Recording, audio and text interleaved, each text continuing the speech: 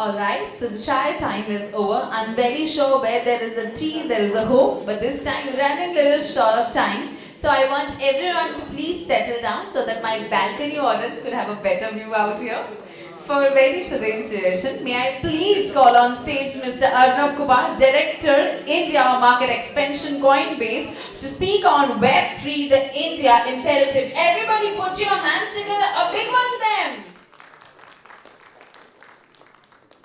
I hope I'm audible in the last row. Wonderful, wonderful. First of all, Aditya, thank you very much for thinking of me for this session. Quick background. I'm responsible for Coinbase's business in India.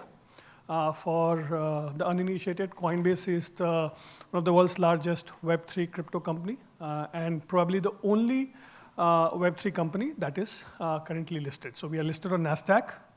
We have been listed for more than a year now. We have been regulated and working with regulators across the globe. Our approach to Web3 crypto is compliance first, regulation first, and that's how we do our business.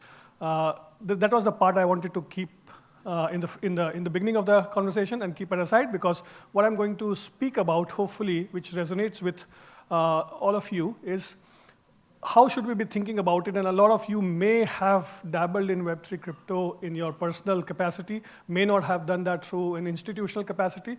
And I want to appeal to you why right now is the time for you to start thinking about it and thinking about it seriously.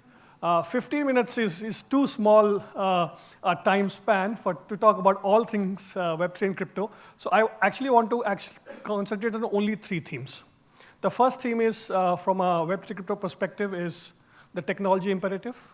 The second is the India opportunity imperative, why we in India should be excited about this. And the third is a timing imperative, why now could be a right time for us to start getting into this. I'm not a Web3 native. I'm not a Web3 degen, the term that is being used. I'm a builder. I build stuff. And my responsibility is to build Web3 and by that extension, Coinbase in India.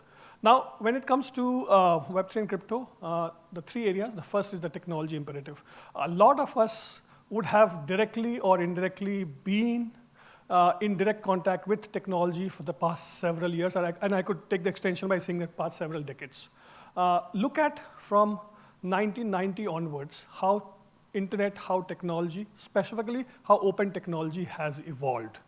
And while there has been a lot of turbulence in the Web3 and crypto market in the last year, we have seen a bunch of headlines which were not good headlines.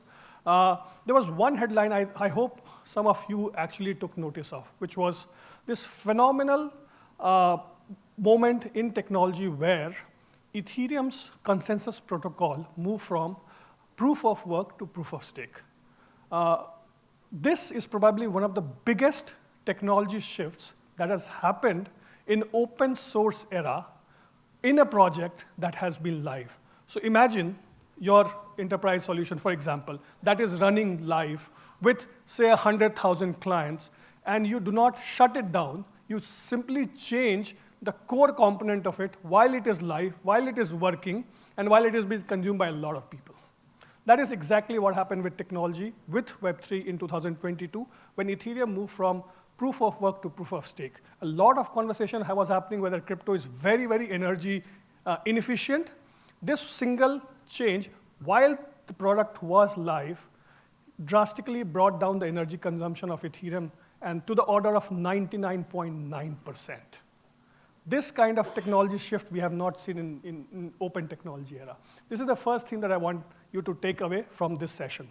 A lot of what is happening in the Web3 and crypto space is a combination of blockchain as your distributed computer, a device that is is capable of doing 3 things: computing, storage, and programming language. And that is why a lot of what you will see in the internet era going forward will be built on the foundations of Web3. Anything, and then getting slightly philosophical here, but anything where you'll see a platform that is being serviced by N people and being consumed by N people on the other side will probably move from a Web2 construct where platform is the key, platform is the one that takes a large portion of the revenue, et cetera, or the incentives, moving to a Web3 construct where people who are contributing to that platform are the owners of the platform. So the ownership model will change. That's the first construct I want you to take away from this session. The second option, the takeaway is for me is why this is important for India.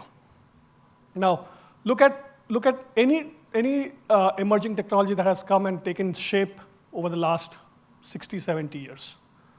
Most of the times what we have found, and this we have seen at the start of the internet era, at the start of Web 2 era, at the start of all these product development era, mobile era, we have lagged. We have looked at the West, we have started building, and it has taken us, in some cases, years, in some cases, decades, to catch up. And in some use cases, we have not even caught up. This is a fantastic opportunity where everything is new. The technology itself, the paradigm itself is less than 10 years old. That's the first part. The second part is that since last 10 odd years, we have evolved from a services country to a product country. I mean, on your phones, you have an app for doing almost everything. Built in India, catered for India. I'm not even talking about the large-scale digital public infrastructure like UPI, Aadhaar, et cetera. Very simple products. India has become a product nation. The kind of product talent that we have in this country is unparalleled. And finally, this technology, we don't have a tech debt. So decades of R&D, what we see in AI/ML, what we see in semiconductors, what we see in drone technology, and a bunch of others, we don't have the tech debt. What this means is that the delta for India to catch up and lead is phenomenal. And this is not just theoretical construct. Try thinking of any technology where you have seen one of the top 5 companies in that technology coming from India in less than 5 years. This has happened in Web3. I'll give you the example of Polygon. Polygon is a company that is home-built. It's built by 3 engineers in India. It's one of the largest Web3 companies right now. Polygon's tokenmatic. You can go and see their tokens, how they perform. This is a layer 2 infrastructure, what we call in Web3. Layer 1 is the fundamental one, so Ethereum, etc. Layer 2 is the one that scales up Ethereum. So Polygon is a layer 2 infrastructure. Phenomenal progress over the last 3-4 years. They dug deep, built, got a massive recognition about a year and a half ago when the likes of Sequoia, et cetera, invested $450 million in that. It's one of the largest and the most exciting Web3 companies. You will see their name coming in the Web3 arena almost every day. They're doing one massive deal a day. That's the second imperative I want you to take away from this. The third imperative I want you to take away from this is the timing. Why now? What happens when a new technology comes in is we see a lot of hype. A lot of good people get in, but we also see a lot of hype. By design, by coincidence, by accident, what we have seen in the last year is a lot of cleanup. A lot of negative headlines, but we have seen a lot of cleanup also, which means a lot of people who are in here for the right reasons are now building it heads down. I work for Coinbase. Some of the best Web 2 talent or the normal technology talent has moved to Web3 and started building foundational products. What this means is a lot of us may have the mental model that, okay, crypto, et cetera, is an alternative to currency. The narrative that started in 2008 probably died in 2014. The narrative right now is taking ownership in foundational technology paradigms where you, as a contributor, are also an owner. And where you, as somebody who wants to invest in the future, can actually help in co-creating that future. That is why it becomes important when you see a technology like Ethereum, a technology like Polygon, et cetera, for you to be able to have ownership of that by contributing. In a regular financial markets construct, if you look at how you would own a company, you would either, before they have gone public, you would be able to invest through a VC model, or if there is a secondary sell down before the company going public, you get stocks of that, and then you wait for a liquidity event. The liquidity event could be an M&A, the liquidity event could be an IPO, and subsequently also, or a secondary buyout by the founders, et cetera. That's how typical financial markets work. Once it's IPO'd, the stock is listed, and then you can keep buying and selling. But a lot of what happens from a liquidity perspective of the ownership is dependent on how the management and the board takes decisions. In the Web3 construct, when you're looking at a product like Ethereum, et cetera, I mean, if you go and try to find out who owns Ethereum, The answer is nobody and everybody. Whoever holds a token of Ethereum owns it. And you have constructs like centralized exchanges, etc., but also decentralized exchanges that enable you for an efficient exchange of these tokens. So if you believe in the fundamental of underlying value of the technology, you can own the underlying ownership of that technology, and you are also able to efficiently exchange the value of that technology through the Web3 construct. I will pause here, and all I want for you to take away from this is, A, the technology, do your own research, and get convinced whether you think this is the future of internet. Second is, a lot of innovations will come from India. It has already started happening. We have seen strong early signals of that. C, a lot of hype and a lot of bad parts of any evolving technology may have been out of the way. There are a lot of people, good people, building it heads down. And as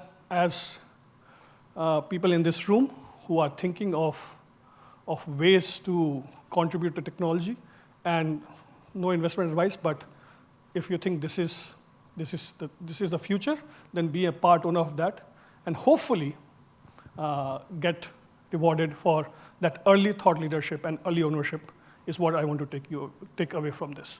There are many ways for you to think of having real ownership of digital assets. My suggestion is do your own research. There are many companies who can offer this in India, outside India. Take time to understand that. Seek help from people like us who have been building this, and see if you can be part of what we believe will be the future of internet. Thank you very much. Thank you so much, sir.